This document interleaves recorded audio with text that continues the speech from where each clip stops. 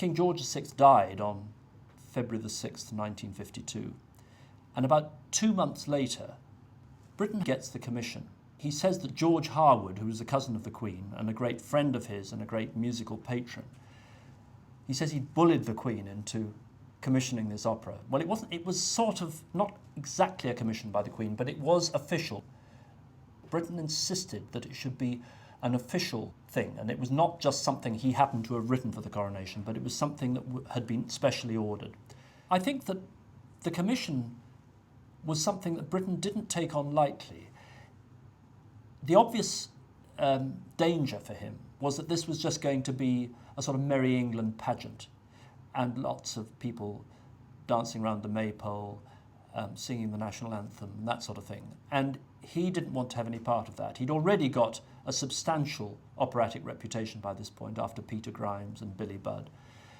And he said he was only going to take it on if it was serious. He said, I'm not doing folk dances and village green stuff. So you have the very well-considered story of this aging woman facing the dilemma of her position.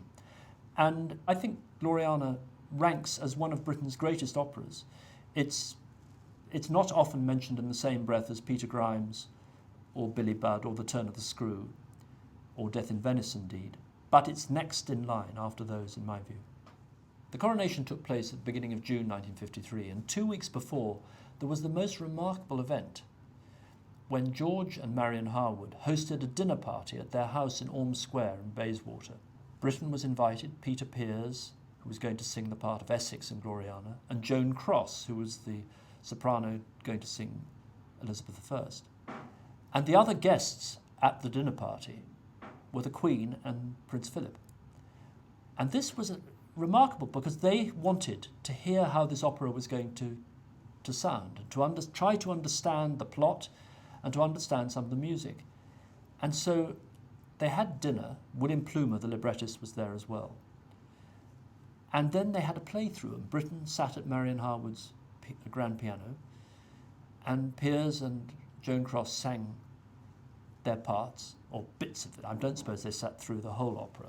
And Britten was probably singing along the other bit parts. Rather a daunting occasion for everybody, I think.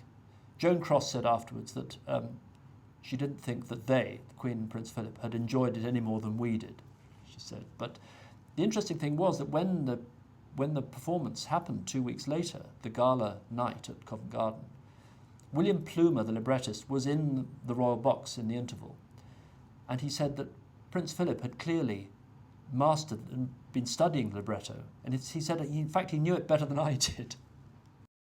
Britten felt that the Queen herself had liked it, and I think this must have been right, because on various occasions where he was performing for the Queen in later years, he would repeatedly return to Gloriana. There would be extracts of Gloriana played for her.